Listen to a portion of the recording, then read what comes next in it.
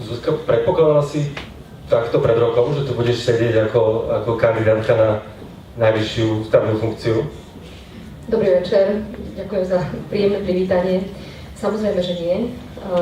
Takto pred rokom zhruba som sa vrátila po dlhšom pobyte v zahraničí s mojimi dcérami a vrátila som sa rada, veľmi sme sa tešili späť domov, čiže bolo to také úplne iné obdobie, vôbec som neriešila dokonca v tom čase ešte ani vstup do politiky, aj keď som bola v kontakte s Progresívnym Slovenskom.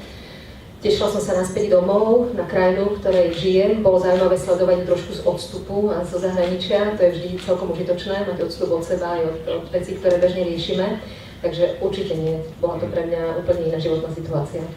Takže čo napokon ťa primelo, alebo aký bol ten rozhodovací proces, ktorý ťa doviedol až sem k kandidatúre na prezidentku? Predovšetkým ten prvý krok, ktorý som musela urobiť a možno aj viacerí z vás, alebo možno pre takou vylebou stojíte, bol vôbec rozhodnutie vstúpiť do politiky, pretože som tomu roky odolávala ľudí a vôbec takým spoločenským pohnutím na tému práva a spravodlivosti. A toto sú veci, ktoré napokon vo výsledku, veľmi to teraz skracujem, lebo ten proces bol dlhý, náročný a veľmi intenzívny. Bolo to pre mňa najťažšie rozhodovanie v živote. A bolo to o kombinácii toho, čo je mojou životnou témou, čomu sa profesne venujem, a to sú otázky práva a spravodlivosti, vôbec fungovania verejnej moci. A na druhej strane aktuálna situácia na Slovensku, a to je možno všeobecne vnímaná frustrácia z toho, ako Slovensko nefunguje férovo, ako spravodlivosť nefunguje pre všetkých rovnako a včas. A tá kauza a tí ľudia na námestiach boli toho ako keby dôkazom, že to už si to nemyslia iba ľudia, ktorí s tým bezprostredne prichádzajú do kontaktu, ale to povedomie o tom, že tu nefunguje spravodlivosť tak, ako má, je v tejto dobe, v tejto krajine veľmi aktuálnou témou. A je to asi aj prirodzené, že pre teba aj pre tú kandidatúru bude téma právneho štátu, spravodlivosti, férovosti dominantnou, lebo to vychádza aj z tvojho doterajšieho pôsobenia. Ale budú tam aj iné témy, ktorým sa chceš prioritne venovať, tak môžeš možno iba predstaviť zárodok svojho programu, etc. tak povedať? Ešte sa pristavím pri tej téme práva a spravodlivosti, lebo je to veľmi významná téma. Myslím, že každý z nás má nejaký typ skúsenosti s tým, keď niečo nezafunguje. Ja to zjednodušene nazývam, keď nefunguje rovnováha medzi tým, čo tejto krajine dávame v podobe napríklad v zahraničí 17 rokov a teraz som sa vrátila. A proste veľa je takých ľudí, ktorí presne majú lásku v tejto krajine, boli dlho vo svete alebo ešte tam sú a nevedia presne, ako by mohli so svojimi skúsenostiami a to, čo dosiahli, vlastne premiestniť, dať na Slovensku. A druhú otázku mám, otázku vzdelávania. Ako máte vlastne toto je veľmi dôležité pre mladých ľudí a celkovo proste to vzdelávanie, aby sa trošku vylepšilo. Ďakujem.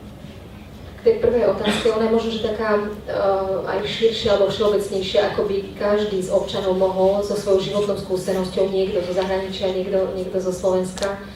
No, asi to, čo úplne bezprostredne sa ponúka a pritom podceňuje, je bezprostredný vplyv každého z nás na okolie, ktoré máme. To je najviac po ruke a tam môžeme urobiť najviac. A to je veľká výzva, aby sme pôsobili alebo zostali verní tomu, čomu veríme. To znamená, nezložili zbrane alebo nestratili ilúzie, meniť veci k lepšiemu, byť dobrým a aktívnym prvkom v tej spoločnosti, výjsť so skúsenosťou v zahraničí. To je vždy veľká inšpirácia, lebo tam je pestrosť všeličoho, aj zlého, aj dobrého. Ideálne, ak sa dá v tom, kde ste, v tom prirodzenom prostredí, meniť veci k lepšiemu, hovoriť o tom s ľuďmi a hlavne nestratiť dôveru, že to je možné. Ľudí ako ste vy, ktorá evidentne ten záujem máte, lebo sa na to pýtate, takých je x na Slovensku. Niekedy sa nám stane, že ich nestretneme práve v jeden deň, ale už na druhý deň áno. A je nesmierne dôležité, lebo tá zmena sa naozaj neudeje, to nie je o jednotlivcovi, to nie je o nikom vo vláde, niekto to tak má, to je o nás, o všetkých nás. A preto je dôležité sa stretať, komunikovať, podporovať a nestratiť dôveru, že tá zmena je možná, aj keď trvá dlho. A veľké veci sa menia pomaly väčšinou. Takže pôsobiť takto a prípadne, komu je to blízke, vstúpiť do verejného priestoru. Či už ako aktívny občan, alebo dokonca do politiky.